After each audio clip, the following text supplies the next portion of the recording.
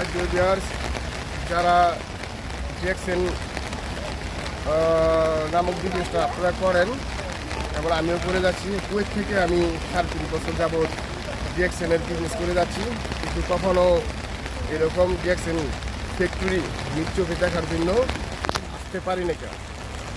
আলহামদুলিল্লাহ দেখেন, স্পিরুলিনা প্রসেসিংয়ে চলে এসেছি। আমার ব্যাক সাইডে যে পানি ঠাকুর দেখতেছেন, এখানে স্পিরুলিনা চাষ করা হয়।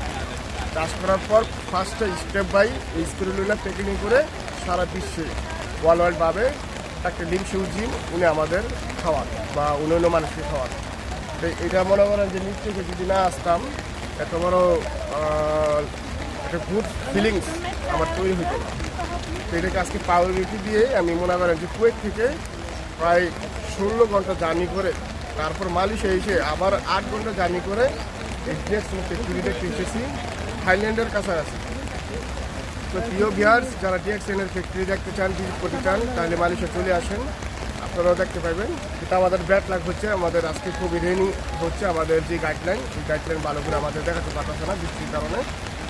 সো ইনশাল্লাহ সবার কাছে অনুরোধ রইল যে ডিএক্সএনের যে রিল অর্গানিক প্রোডাক্ট প্রসেসিং, এটা যদি আপনারা দেখতে চান তাহলে অবশ্যই আপনারা মালয়েশিয়া ভিজিট করেন, কিংবা অন্য কান্ট্রিতেও আছে, দুবাই আছে, চায়না আছে, ইন্দোনেশিয়া আছে, বাংলাদেশে আছে।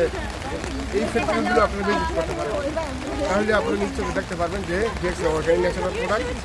Yes, DXN is my right choice. কেন? কারণ organic product, no chemical. Thank you so much. যারা আমার ভিডিওটা দেখছেন, আপনাকে অসংখ্য ধন্যবাদ। Malaysia DXN factory.